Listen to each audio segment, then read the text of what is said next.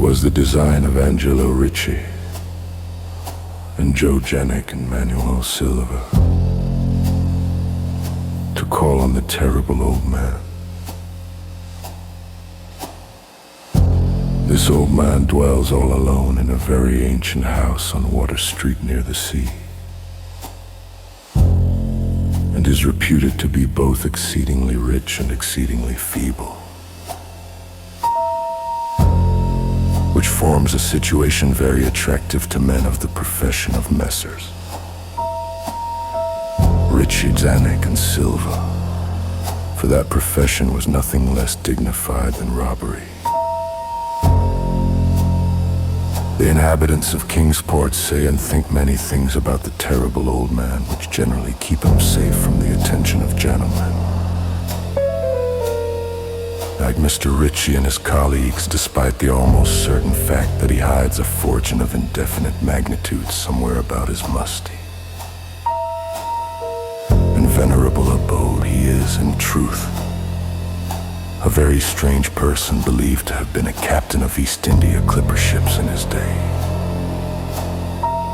so old that no one can remember when he was young, and so taciturn that few know his real name. Among the gnarled trees in the front yard of his aged and neglected place, he maintains a strange collection of large stones, oddly grouped and painted so that they resemble the idols in some obscure Eastern temple. This collection frightens away most of the small boys who love to taunt the terrible old man about his long white hair and beard, or to break the small paned windows of his dwelling with wicked missiles. But there are other things which frighten the older and more curious folk who sometimes steal up to the house to peer in through the dusty panes. These folks say that on a table in a bare room on the ground floor are many peculiar bottles, in each a small piece of lead suspended pendulum-wise from a string. And they say that the terrible old man talks to these bottles, addressing them by such names as Jack, Scarface, Long Tom, Spanish Joe, Peters, and Mate Ellis.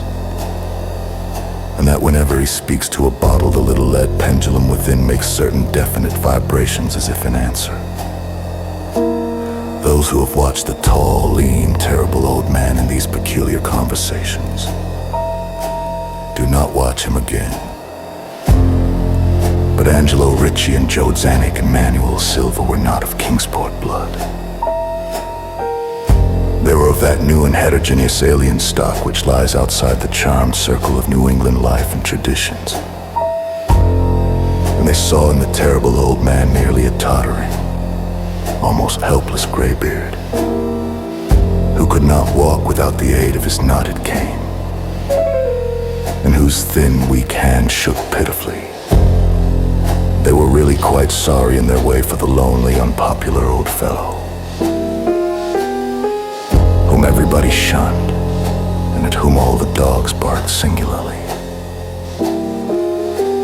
But business is business, and to a robber whose soul is in his profession, there is a lure and a challenge about a very old and very feeble man who has no account at the bank, and who pays for his few necessities at the village store with Spanish gold and silver minted 2 centuries ago.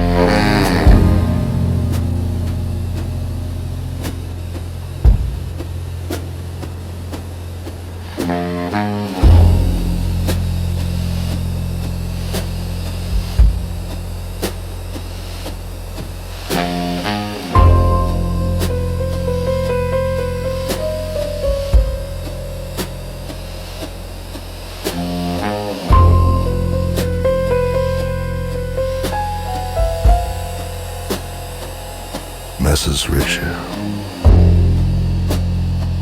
Zanuck, and Silva selected the night of April 11th. For their call, Mr. Ritchie and Mr. Silva were to interview the poor old gentleman, whilst Mr. Zanuck waited for them and their presumable metallic burden with a covered motor car in Ship Street, by the gate in the tall rear wall of their host's grounds. Desire to avoid Neela's explanations in case of unexpected police intrusions prompted these plans for a quiet and unostentatious departure. As prearranged, the three adventurers started out separately in order to prevent any evil-minded suspicions. Afterward, Messrs. Ritchie and Silva met in Water Street, by the old man's front gate. And although they did not like the way the moon shone down upon the painted stones through the budding branches of the gnarled trees, they had more important things to think about than mere idle superstition.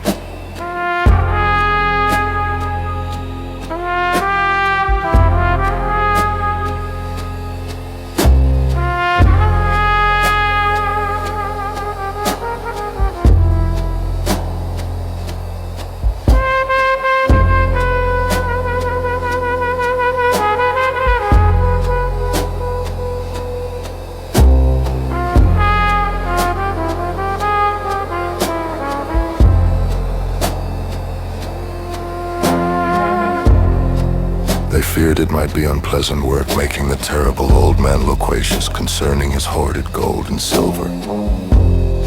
For aged sea captains are notably stubborn and perverse. Still, he was very old and very feeble, and there were two visitors. Messrs. Ritchie and Silva were experienced in the art of making unwilling persons voluble, and the screams of a weak and exceptionally venerable man can be easily muffled. So they moved up to the one lighted window and heard the terrible old man talking childishly to his bottles with pendulums. Then they donned masks and knocked politely at the weather-stained oaken door.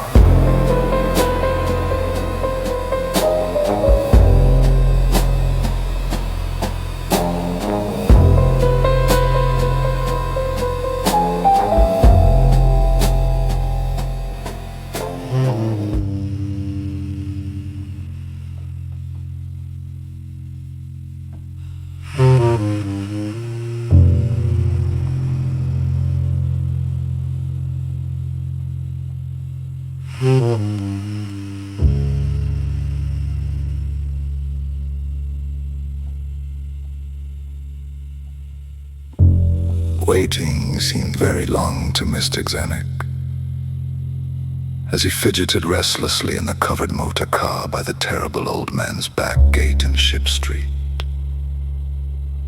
He was more than ordinarily tender-hearted, and he did not like the hideous screams he had heard in the ancient house just after the hour appointed for the deed.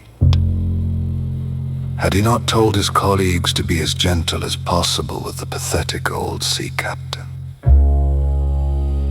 Very nervously he watched that narrow oaken gate and the high and ivy-clad stone wall.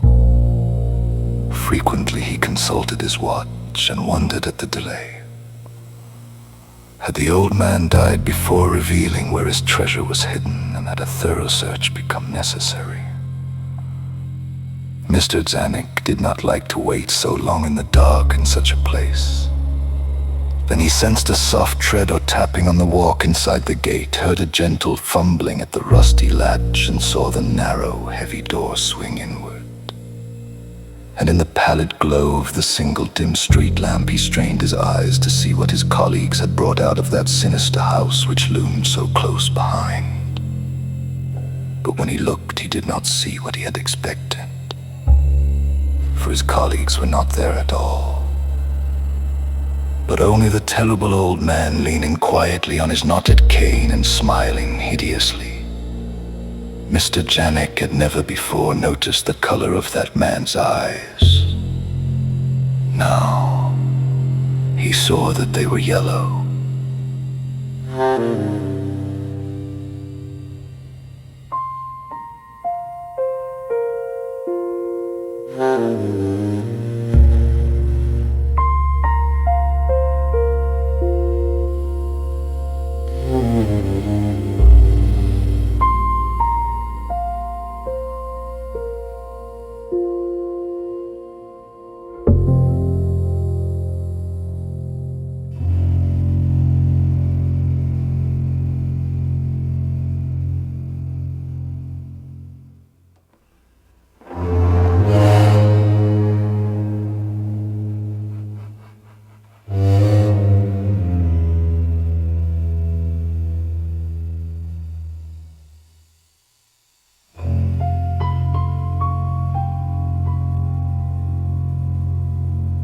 Little things make considerable excitement in little towns,